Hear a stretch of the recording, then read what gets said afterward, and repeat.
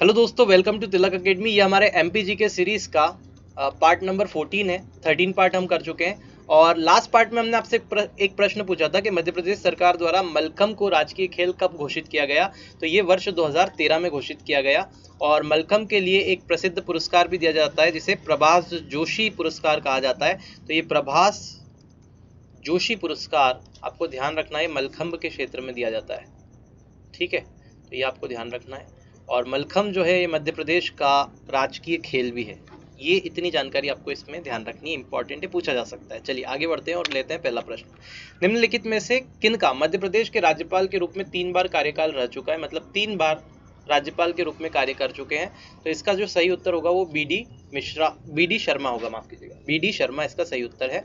और इसमें मैं आपको बता देता हूँ कि जो के.एम. चांडी थे ये मध्य प्रदेश के 2 बार राज्यपाल थे और बाकी बी.डी. मिश्रा जो है 3 बार रह चुके हैं। और ये मैं आपको बता देता हूँ कौन कौन से सन में रहे हैं। तो ये 1980, 81 और 83 में रहे हैं, 1980, 81 और 83। तो 1980, 81 और 83 में राज्यपाल रहे हैं। और के.एम. चांडी की बात करें तो ये 2 बार जो राज्यपाल रहे हैं वो 2004 से तो 2009 तक मध्य प्रदेश के राज्यपाल ये रहे हैं 2 बार, है ना। तो इतना ध्यान रखना। चलिए आगे बढ़ते हैं। भारतीय राष्ट्रीय कांग्रेस के दिग्विजय सिंह जो है वो कहाँ पैदा हुए। तो इनका जो जन्म हुआ था वो इंदौर में हुआ था। इसका सही उत्तर होगा इंदौर। आगे बढ़ते हैं। अगला प्रश्न आपसे पूछा गया है, उस व्यक्ति का नाम बताइए। अच्छा, एक प्रश्न आपको ध्यान रखना है, इंदौर कौन सी नदी के किनारे स्थित है। तो ये खान नदी के किनारे स्थित है। ये इंपॉर्टेंट प्रश्न है, पूछा जाता है, ये आपको यहाँ से याद रखना है। भोपाल का जनसंख्या घनत्व मध्य प्रदेश में सबसे ज्यादा है जो कि 855 है। ये आपको ध्यान रखना है। उज्जैन में वनों की जो संख्या है वो सबसे कम है। ये आपको ध्यान रखना है। चलिए आगे बढ़ते हैं। उस व्यक्ति का नाम बताइए जिसे मध्य प्रदेश विधानसभा का सर्वप्रथम वक्ता होने के लिए जाना जाता है। मतलब कि आपको विधानसभा का अध्यक्ष पूछा गया है तो ये जो है पंडित कुंजीलाल दुबे, क्योंकि मध्य प्रदेश की विधानसभा का सर्वप्रथम वक्ता वही होगा जो विधानसभा के अध्यक्ष होंगे। तो ये कुंजीलाल दुबे है। ये आपको ध्यान रखना है।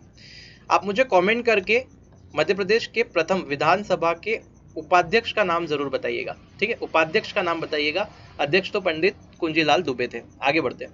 मिंटो हॉल के नाम से निम्नलिखित में से कौन सा चीज जानी जाती है, इसमें से बताना है आपको। राज्य विधानसभा का वर्तमान भवन, पुराना विधानसभा भवन, ग्वालियर का किला और इनमें से कोई नहीं। तो इसका जो सही उत्तर होगा वो पुराना जो विधानसभा भवन है उसे मिंटो हॉल के रूप में जाना जाता है, मिंटो हॉल के नाम से जाना जाता है। ये आपको ध्यान रखना है। आगे बढ़ते हैं। सुशासन दिवस यानी कि गुड गवर्नेंस डे जो होता है वो किसके जन्म पर मनाया जाता है, किसके जन्मदिन पर सेलिब्रेट किया जाता है। तो ये है अटल बिहारी वाजपेयी हमारे। ये पहले भी शायद हम चर्चा कर चुके हैं। तो इसका सही उत्तर होगा अटल बिहारी वाजपेयी के जन्मदिन को सुशासन दिवस के रूप में मनाया जाता है। और ये कब आता है तो ये 25 दिसंबर को मनाया जाता है। तो ये आपको ध्यान रखना है।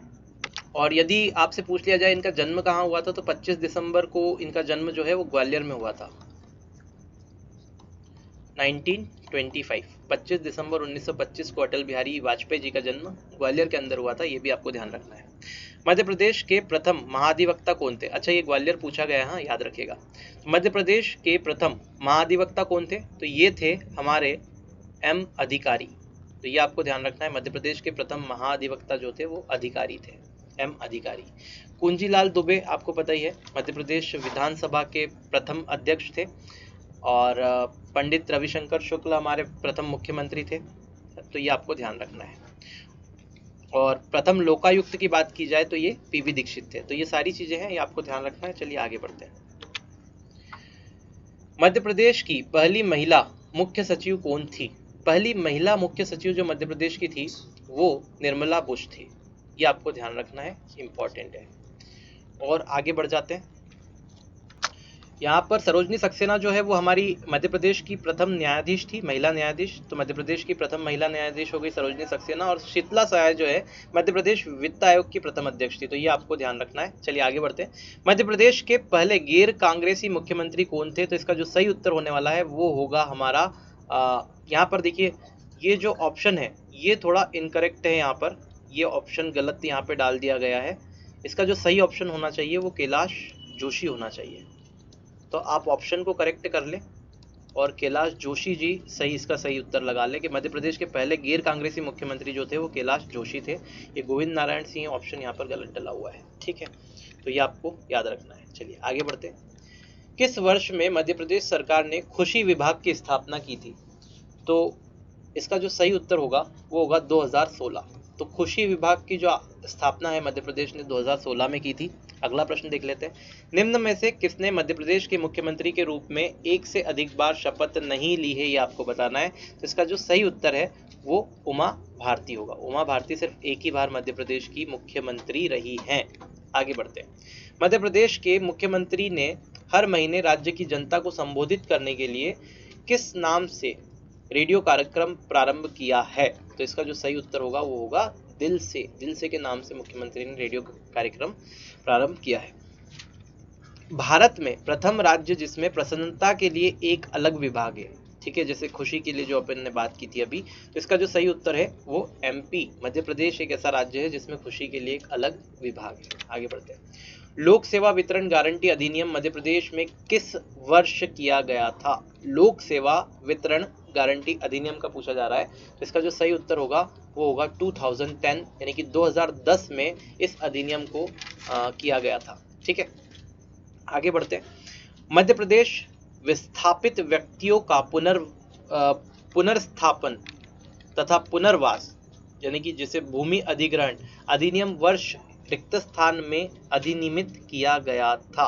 अभी थोड़ा सा प्रश्न आपको समझना पड़ेगा कि मध्य प्रदेश में विस्थापित व्यक्तियों का पुनर्स्थापना और पुनर्वास, यानी कि ये भूमि अधिग्रहण से रिलेटेड अधिनियम है, तो ये कब अधिनियमित किया गया था ये आपसे पूछा गया है। तो इसका जो सही उत्तर होगा वो होगा 1949 में ये मध्य प्रदेश में अधिनियमित किया गया था। आगे बढ़ते हैं। मध्य प्रदेश सिंचाई अधिनियम रिक्त स्थान में अधिनियमित किया गया था। तो मध्य प्रदेश सिंचाई अधिनियम जो है वो 1931 यानी 1931 में अधिनियमित किया गया था। ये कुछ डाटा है जो आपको सीधे सीधे याद रखना है। भोपाल में भारत भवन का उद्घाटन मध्य प्रदेश के भोपाल में भारत भवन का उद्घाटन भारत के तत्कालीन प्रधानमंत्री द्वारा किया गया था। कौन से प्रधानमंत्री थे जब भारत भवन का उद्घाटन किया गया था, किसने किया था, ऐसा पूछना चाह रहा है। तो इसका जो सही उत्तर है वो इंदिरा गांधी। इंदिरा गांधी ने भारत भवन का उद्घाटन किया था मध्य प्रदेश के भोपाल में। आगे बढ़ते हैं। मध्य प्रदेश जिला योजना समिति अधिनियम किस वर्ष पारित किया गया? तो मध्य प्रदेश जिला योजना समिति अधिनियम वर्ष 1995 में प्रारंभ किया गया था, पारित किया गया था। चलिए आगे बढ़ते हैं। निम्नलिखित में से कौन सी समिति मध्य प्रदेश में प्रशासन पर वित्तीय और विधायी नियंत्रण रखती है? अब देखिए, प्रशासन पर कौन सा नियंत्रण? वित्तीय और विधायी नियंत्रण नहीं रखती है, माफ कीजिएगा, नहीं रखती है, यहाँ पे पूछा है। तो कौन सी ऐसी समिति है जो वित्तीय और विधायी नियंत्रण नहीं रखती प्रशासन पर? तो इसका जो सही उत्तर होगा वो होगा विशेष अधिकार समिति। क्या होगा मेरे दोस्त? विशेष अधिकार समिति। बाकी प्राक्कलन समिति, लोकलेखा समिति, सार्वजनिक उद्यम समिति, ये तो वित्तीय और विधायी नियंत्रण रखती है, ये नहीं रखती विशेष अधिकार समिति। आगे बढ़ते हैं। मध्य प्रदेश में पंचायती राज विधेयक कब पारित हुआ? तो इसका जो सही उत्तर है वो होने वाला है, वो है दिसंबर 1993। तो भैया पंचायती राज विधेयक मध्य प्रदेश में दिसंबर 1993 में पारित हुआ, आपको याद रखना है। आगे बढ़ते हैं। मध्य प्रदेश में कुल कितनी ग्राम पंचायत है? अब यहाँ पर इसका जो उत्तर है वो है 23,922, ठीक है। तो ये हमारा लेटेस्ट डाटा है, इसको आपको ध्यान रखना है। अगला प्रश्न देख लेते हैं। मध्य प्रदेश में नगर पंचायतों की संख्या कितनी है? तो मध्य प्रदेश में नगर पंचायतों की संख्या, ये भी डायरी 2020 के अनुसार 294 है, ठीक है। पहले 272 थी लेकिन अभी 294 है, तो इसका सही उत्तर है 294, 294। जिला पंचायत के अध्यक्ष का चुनाव कैसे होता है? तो जिला पंचायत के अध्यक्ष का चुनाव अप्रत्यक्ष रूप से होता है, ठीक है, प्रत्यक्ष से नहीं होता, मनोनीत भी नहीं होता, स्वइच्छा भी नहीं होता। सही उत्तर होगा अप्रत्यक्ष रूप से। आगे बढ़ते हैं। पंचायतों को कर लगाने का अधिकार कौन दे सकता है? राज्यपाल दे सकता है, मुख्यमंत्री दे सकता है, राज्य विधानमंडल, या इनमें से कोई नहीं। तो इसका जो सही उत्तर होगा मेरे दोस्त वो होगा राज्य विधानमंडल के पास ही शक्ति है, ये दे सकता है, ठीक है। तो पंचायतों को कर लगाने का अधिकार कौन दे सकता है? राज्य विधानमंडल। आगे देखते हैं। जनपद पंचायत का क्षेत्र है, जनपद पंचायत का क्षेत्र कौन सा है? तो आप बताइए, गाँव है, 5 गाँव, जिला है या गाँव है? तो ये इन तीनों में से कोई नहीं है, इसका सही उत्तर होगा विकासखंड। तो जनपद पंचायत का जो क्षेत्र है वो विकासखंड होगा। आगे बढ़ते हैं। मध्य प्रदेश में सर्वप्रथम नगर पालिका कहाँ स्थापित की गई थी? तो मध्य प्रदेश में सबसे पहले नगर पालिका जबलपुर के अंदर स्थापित की गई थी। इसका सही उत्तर होगा जबलपुर। ठीक है, देखिए अब आज का प्रश्न लेते हैं। आज का प्रश्न है, मध्य प्रदेश की प्रथम खेल नीति कब घोषित हुई थी?